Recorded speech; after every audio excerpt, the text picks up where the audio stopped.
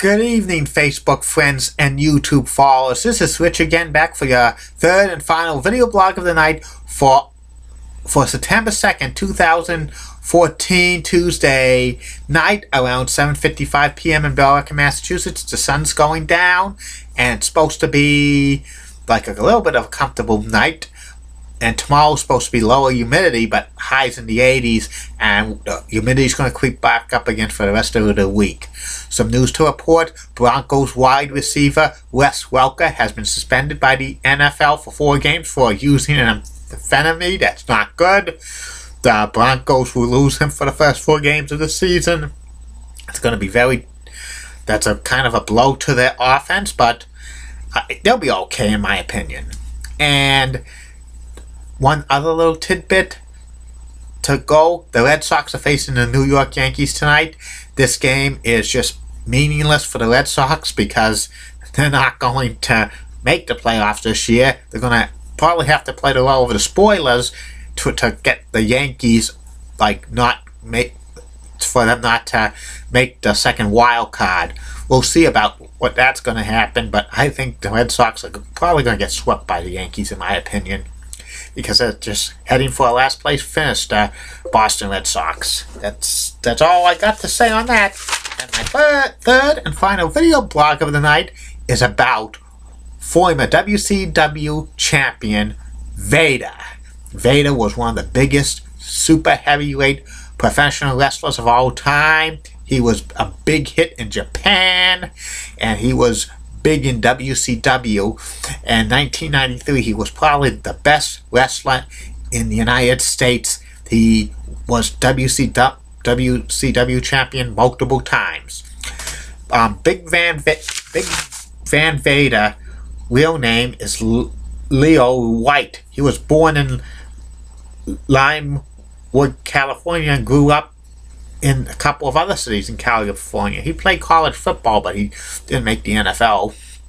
And he was spotted at a gym working out, and that's how he got his break in professional wrestling. He was trained by Brad Rhettans, who was a famous AWA wrestler, and he made his debut in 1985 in the AWA. He was under the name Big Baby Bull and Bull Power, and he was in the AWA for about a year, 1985 and 1986. He got a minor push and stuff. He had several matches against the then AWA World Champion Stan Hansen in 1986, but he did not get the title from Stan. And later on in the year, Leo White went to Japan, and he spent several years of Japan. At first, he used his real name. By the 1987, he changed his name to Big Van Vader, and Big Van Vader was like the best foreign wrestler to wrestle in Japan for many years. In Old Japan and New Japan, he won several of the IWGP World title, and he also won the Triple Crown title for All Japan many times. He went to WCW in 1990, but he was not used too much by WCW for about a year and a half until late 91 and early 92. Then he was on WCW more often, and he was pushed as a monster heel. He was managed by 7-time former NWA World Champion Harley Race, and Big Van Vader started a feud with the WCW franchise Sting, who was at that time was the WCW World Champion. They had a hot feud for most of 1992 on the house show circuit and stuff. And in the Great American Bash in 1992, Big Van Vader beat Sting to win the WCW Championship for the first time. But Big Van Vader's world title reign for WCW was only 3 weeks. He lost it to Ron Simmons in Baltimore, Maryland on August 2nd, 1992. But 4 months later, on December 30th, 1992, Big Van Vader regained the WCW World title over Ron Simmons. And for almost a whole year, Big Van Vader did not lose, held on to that title, and he had so many memorable feuds in 1993. He had a feud with Sting and he actually dropped the WCW World title to Sting on a tour of England in March of 1993, but he regained it 6 days later. The title change was impromptu, and I think maybe that was just for for the fans to see a world title change overseas. It wasn't reported in the United States, and they didn't show it on television. And also, Big Van Vader feuded with the British Bulldog, W.A. Smith. They had some great matches, and his biggest feud in 1993 was Cactus Jack, and they started this angle on WCW Saturday Night when Vader gave a power bomb to Cactus Jack on the floor, and Cactus Jack had amnesia, and he thought he was somebody else, but he came back several months later as Cactus Jack, and he attacked Vader, and they had so many great matches and stuff. They had like a match at the Halloween Havoc, spin the wheel, make the wheel at 93. It was pretty good. Vader was supposed to lose the WCW World Championship at Starrcade 1993 to Sid Vicious, but Sid Vicious got fired by WCW because he got into an argument with Arn Anderson on an overseas tour, and in his place was Ric Flair, the Nature Boy, and the match was a career versus title match at Starrcade 93 at Charlotte, North Carolina. Ric Flair won the title, beat Vader, and then Vader had a rematch at Super Bowl IV in a Thunder Cage. Flair won that. Most of 1994, Vader was stuck in a feud with the Boss, Guardian Angel, and he went down the cards a little bit. His most famous thing in 1994, he wrestled Cactus Jack in a match in Munich, Germany, and that's the match with Cactus Jack fell off. And later on in the year, at Starrcade 1994, Vader won the WCW US title by beating Hacksaw Jim Duggan, and he had a feud with Hulk Hogan over the WCW World title in 1995. This is also in 1995. Vader was by himself because he lost Harley Race as his manager because Harley Race retired from WCW. And this was a long feud with Hogan and Vader. Lots of things backstage that Hogan also Vader's power bomb at and stuff like that.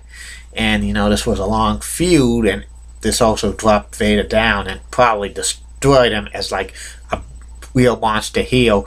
The feud culminated at the match at the Beach 95 in a steel cage match, and also Vader was like put down the cards. He turned face briefly. He faced Ric Flair and Arn Anderson in a handicap match at one of the Clash of Champions, and he was set to be on Hogan's team at Fall Brawl, the War Games, but he got fired from WCW for getting into a backstage fight with Mr. Wonderful Paul Orndorff, and Paul Orndorff was on the booking committee. He was fired.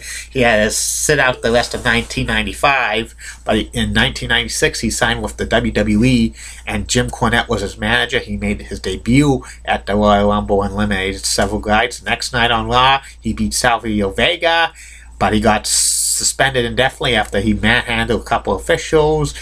Gorilla Monsoon came in and gave chops to Vader, and Vader just attacked him and gave him the Vader bomb. That was the first time ever in WWE history a wrestler attacked a authority figure. And Vader was suspended for a few weeks because he had to get shoulder surgery, but when he came back, he was part of Camp Cornette, and he feuded with Yokozuna, the Ultimate Warrior, Jake the Snake Roberts, and a few others. And at SummerSlam 1996, he was wrestling Shawn Michaels for the WWE Championship. He was slated to become the WWE Champion at SummerSlam 96, but Shawn Michaels had a hissy fit and something like that. Shawn Michaels did not want to drop the belt of Vader, so they had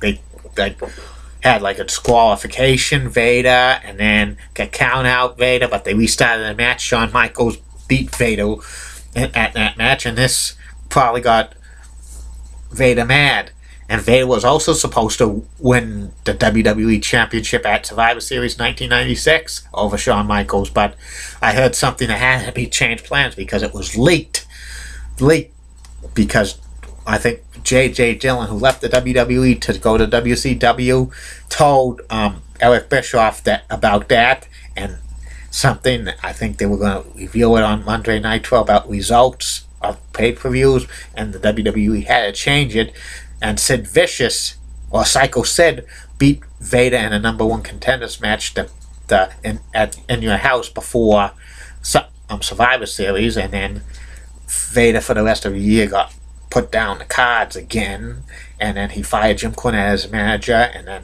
he hired Paul Bearer as his manager, and but 1997, it was like he was stuck in meaningless feuds. Vader, he was becoming a mid-card heel. He wasn't a monster heel. He was just becoming a mid-card heel, doing a lot of jobs. His famous thing in 1997, he attacked a host of a talk show in Kuwait, and he was fined some money from them. And later on in the year, Vader turned face by dumping Paul Bearer, and he got into a feud with the Hart Foundation and teamed with the Patriot at like Bad Blood in Your House 1997 against British Bulldog and Bret the Hitman Hart, but that match was terrible. And the rest of the year, Vader was just stuck on mid-card feuds and stuff. And into 1998, he was just becoming basically a jobber to the stars. And very sad to see that Vader become just a jobber in WWE. He was such a monster heel in WCW, holding and stuff like that. But I think it was a lot of politics behind the scenes. Plus, his weight was getting... He was well over that 450-pound mark, and he was continuing to do jobs. He even jobbed to Mark Henry, who wasn't a big star at that point, and even Bradshaw. Vader left the WWE in the fall of 1998, and he's wrestled in Japan a few times. He's actually, made cameo appearances for TNA and WWE ever since. And, Vader's career was probably one of the best super big man of all time. And, he should have he should have won the WWE title in 1996, but Shawn Michaels didn't want that to happen. But he would have had a short reign, in my opinion. He would have had a short reign. And I heard something. Originally, the plans his name wasn't going to be Vader. It was going to be the Mastodon in WWE, but I heard something like Jim Cornette was on the booking committee. He wanted to be his manager. He wanted his name to be Vader instead of the Mastodon. He would probably get a stupid gimmick in the WWE. And I think Vader might go into the WWE Hall of Fame one of these days. And I like the thing in the WWE. He was it's time. It's time. It's Vader time. And that's all the time we have for this video blog of the day. And thank for the good feedback I'm getting and stuff like that. Any more private messages, what you want me to say on here, shout outs or ideas, I'll take them. Tomorrow, for my video blogs, will be the top 10 greatest quarterbacks of all time in the NFL, and starting my weekly predictions of each NFL game week by week. I'll tell you who's going to win and who's going to lose. And don't forget, more video blogs and more subjects are coming up in the coming days, weeks, months, years, decades, centuries, millenniums, whatever. Good night, Facebook friends and YouTube followers. Bye now.